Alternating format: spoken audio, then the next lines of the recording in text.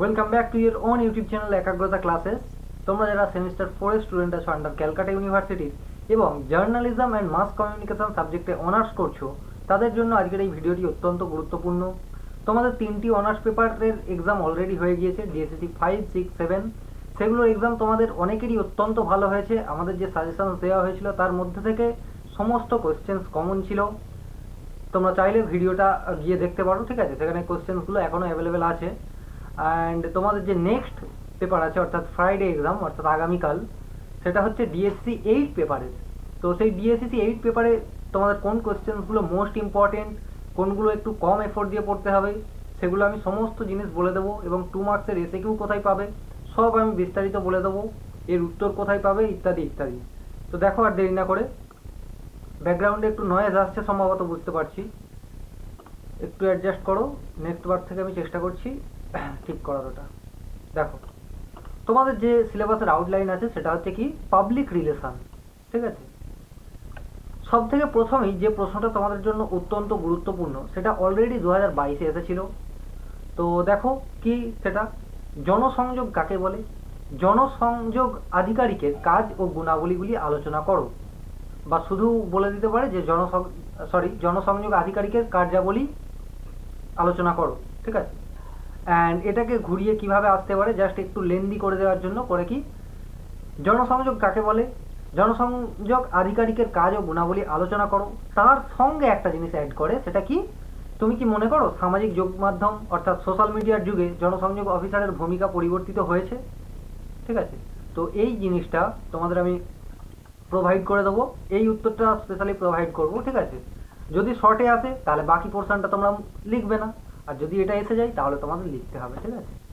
অত্যন্ত সহজ ভাষায় আমরা উত্তর প্রোভাইড করি, ঠিক আছে? সেগুলো জাস্ট 1 থেকে 2 বার পড়লে অন্তত আমি মনে করি না যে আবার তোমাদের পড়ার প্রয়োজন হবে। অবশ্যই বুঝে পড়তে হবে, যদি মুখস্থ করো তাহলে তোমার 100 বার পড়লেও কম হবে। দেখো, তারপরে যেটা সব থেকে গুরুত্বপূর্ণ, দুটো ইয়ারে এসছে, 2022 এবং 2021, ঠিক আছে? আই থিঙ্ক 2020-তেও এই প্রশ্নটা এসেছিল। দেখো, গ্রুনিগের 4টি জনসংযোগ মডেল আলোচনা করো এবং বর্তমান যুগে কোন মডেলটি সবচেয়ে প্রযোজ্য উল্লেখ করো, ঠিক আছে? বা সবচেয়ে জনপ্রিয় সেটাও উল্লেখ করতে বলা হলো। তখন কি হবে, সেম অ্যান্সার লিখতে হবে। এটাই আবার কি এসেছিল 2022-এ, এটাই ঘুরিয়ে এসেছিল কি, জনসংযোগের পটভূমিকায় জেমস গ্রুনিগের মডেলগুলি আলোচনা করো। মোটামুটি এই একটা কোয়েশ্চেন্স করলে তোমাদের হয়ে যাবে। তারপরে দেখো, একটি প্রতিষ্ঠানে সংকট বলতে কি বোঝায়, জনসংযোগ বিভাগে কিভাবে এই সংকট কাটিয়ে উঠতে পারে, একটি কারখানায় বিস্ফোরণের ঘটনাটি সংকট পরিস্থিতি হিসাবে নিয়ে তোমার উত্তর ব্যাখ্যা করো, ঠিক আছে? তো এই প্রশ্নটাও তোমাদের জন্য অত্যন্ত গুরুত্বপূর্ণ। যেগুলো আমি মোস্ট ইম্পর্টেন্ট বলছি সেগুলো অবশ্যই ইম্পর্টেন্ট, তোমরা সেগুলো মার্ক করে রাখো। পরবর্তী দেখো, কমিউনিটি জনসংযোগ কি, জনসংযোগে কমিউনিটি বলতে কি বোঝায়, একজন জনসংযোগ আধিকারিক কিভাবে কমিউনিটির সঙ্গে সম্পর্ক বজায় রাখেন, এটাও তোমাদের জন্য গুরুত্বপূর্ণ। পরবর্তী দেখো, মার্কেটিং পরিকল্পনা ও পাবলিক রিলেশন পরিকল্পনার মধ্যেকার সম্পর্ক উদাহরণ সহযোগে ব্যাখ্যা করো বা উদাহরণ সহ ব্যাখ্যা করো। এটা 2021-এ এসেছিল, তাই তোমাদের জন্য অত্যন্ত গুরুত্বপূর্ণ। আমি আগেই বলেছি 2021-এর যে পেপারটা হয়ে গিয়েছে সেই পেপারগুলো তোমাদের জন্য মোস্ট ইম্পর্টেন্ট, ঠিক আছে? কেননা তোমাদের ক্ষেত্রে দেখা যাচ্ছে যে 2021-এর পেপারটা কি হচ্ছে, রিপিট হচ্ছে। হ্যাঁ, কিছু একদম তো পুরো রিপিট হবে না, কিছু চেঞ্জ থাকে। তারপর দেখো, যেটা করতে হবে, ঘরোয়া পত্রিকা কাকে বলে, এটি রাষ্ট্রায়ত্ত ব্যাংকের একজন জনসংযোগ আধিকারিক হিসাবে নতুন কোনো ঘরোয়া পত্রিকা প্রকাশ করতে গেলে তুমি কি কি পদক্ষেপ গ্রহণ করবে। এটা 2021-এ ছিল, আমি বলবো এটা জাস্ট রিড করে নেবে, এটা আসার সম্ভাবনা অতটাও নয়। পরবর্তী দেখো, বর্তমান বাজারে প্রতিযোগিতামূলক থাকতে জনসংযোগ সংস্থাগুলি অর্থাৎ পিআর এজেন্সি যে নতুন প্রবণতাগুলি গ্রহণ করেছে তা আলোচনা করো। এটা যদি তোমরা 5 মার্কসের জন্য করো তাহলেও যথেষ্ট। প্রচারণা অর্থাৎ প্রোপাগান্ডা, যেটা এখন গদি মিডিয়া করে থাকে আর কি, ও জনমত অর্থাৎ পাবলিক ওপিনিয়নের মধ্যে পার্থক্য নিরূপণ করো। অর্থাৎ এটার পার্থক্য লিখতে বলা হয়েছে তোমাদের অত্যন্ত সহজ আকারে, আমি টেবিল ফরম্যাটে দেবো, ঠিক আছে? তোমরা চাইলে সেটাকে কি হয়, তোমরা এমনি লিখতে পারো, ঠিক আছে? মানে টেবিল ফরম্যাট ছাড়াও তোমরা লিখতে পারো সেটা, কিন্তু আমি টেবিল ফরম্যাটে দেবো, কেননা টেবিল ফরম্যাটে কি হয়, মুখস্থ করতে সুবিধা হবে। পরবর্তী দেখো, গণমাধ্যম সম্পর্ক কি? একজন জনসংযোগ আধিকারিক গণমাধ্যম সম্পর্কের ক্ষেত্রে বিভিন্ন কৌশল ও হাতিয়ার ব্যবহার করে থাকেন তা আলোচনা করো। অর্থাৎ একজন আধিকারিক যে যে কৌশল এবং হাতিয়ার ব্যবহার করে থাকে সেগুলোই আলোচনা করতে বলা হয়েছে। তো এটার মোটামুটি তোমার কি বলে, একজন জনসংযোগ আধিকারিকের কার্যাবলী করলেই হয়ে যাবে। সম্ভবত কার্যাবলীটা আমি বললাম নাকি, এই যে গুণাবলী ও কার্যাবলী, মোটামুটি এটা করলেই ওখানে অনেকগুলো পয়েন্ট কমন পেয়ে যাবে। তো এই 10টা কোয়েশ্চেন্স হচ্ছে তোমাদের জন্য মোস্ট ইম্পর্টেন্ট, এইগুলো তোমরা ছেড়ে একদম যাবে না। এবার এর মধ্যে থেকে কোনগুলো আগে করবে আমি সেগুলোও বলে দিচ্ছি। কয়েকটা এক্সট্রা কোয়েশ্চেন্স আছে, তার মধ্যে থেকে 5 মার্কসও বলে দেবো, চিন্তা নেই। দেখো এখান থেকে সব থেকে প্রথমে তোমরা যেটা করবে হচ্ছে 2 নম্বরের প্রশ্নটা, অর্থাৎ গ্রুনিগের 4টি যে মডেল ছিল সেটা আলোচনা করতে হবে। তারপরে তোমরা করবে 1 নম্বরটা,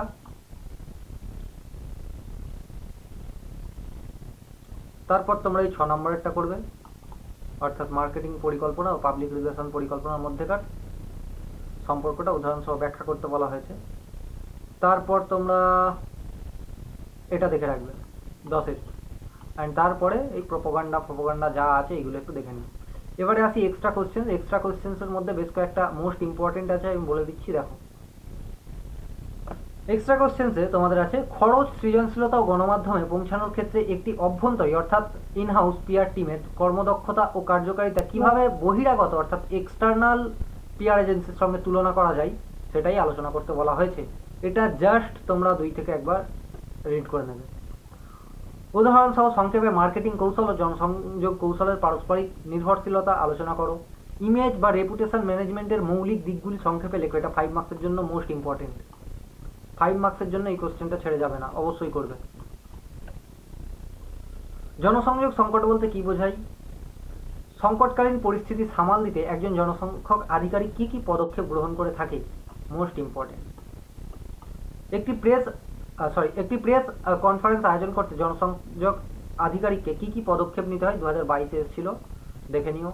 জনসংযোগ ও বিজ্ঞাপনের মধ্যে মৌলিক পার্থক্য, 5 মার্কসের, এটা ইম্পর্টেন্ট। ইন্টিগ্রেটেড মার্কেটিং কমিউনিকেশন কি, এর উপাদান ও কার্যকারিতা ব্যাখ্যা করো। এটা 5 মার্কসে এলে হয় বলে দেবে, হয়তো উপাদান বলবে না, ডাইরেক্ট বলে দেবে যে কার্যকলাপ বা কার্যকারিতা আলোচনা করো। পরবর্তী জনসংযোগ কার্যক্রমে গবেষণার ভূমিকা, 5 মার্কস। এই ধাপগুলো একটু দেখে রাখবে কার্যকর পিআর পরিকল্পনার। স্ট্র্যাটেজিক কমিউনিকেশন বলতে কি বোঝো, উদাহরণসহ ব্যাখ্যা করো। এইটা দেখে নিও। কর্পোরেট ফিল্ম জনসংযোগ কার্যক্রমে কি ভূমিকা পালন করে। অভ্যন্তরীণ জনসংযোগের গুরুত্ব। ক্লায়েন্ট এজেন্সি রিলেশনশিপ এর সাফল্যের জন্য কি কি উপাদান জরুরি, অবশ্যই দেখে নিও। ইনহাউস পিআর এজেন্সি আর এমনি পিআর এজেন্সির তুলনামূলক আলোচনা। ডিজিটাল যুগে জনসংযোগ সংস্থাগুলি কি কি নতুন প্রবণতা দেখা দিচ্ছে, সেটা আমি অলরেডি তোমাদের 15 মার্কসের জন্য বলেছি। এটাও তোমরা একটু করে, মানে 15 মার্কসের জন্য করেছে যেহেতু, তাহলে কি হবে তোমাদের এমনি 5 মার্কস কভার হয়ে যাবে। আর একটা দেখতে হবে তোমাদের, দেখো জনসংযোগে ইস্যু, এমার্জেন্সি, ক্রাইসিস ধাপগুলি ব্যাখ্যা করো। সংকটকালীন যোগাযোগে ডিজিটাল মিডিয়ার ভূমিকা, মোস্ট ইম্পর্টেন্ট। এগুলো সমকালীন যুগের জন্য, মানে এগুলো তোমরা দেখতে পাচ্ছ, তো এগুলো হচ্ছে মোস্ট ইম্পর্টেন্ট, ঠিক আছে। যেগুলো মার্ক করলাম এগুলো অবশ্যই ছেড়ে যেও না। এখান থেকে করলে তোমার মোটামুটি 15 মার্কস 5 মার্কসের সমস্ত কিছু কমন পেয়ে যাবে।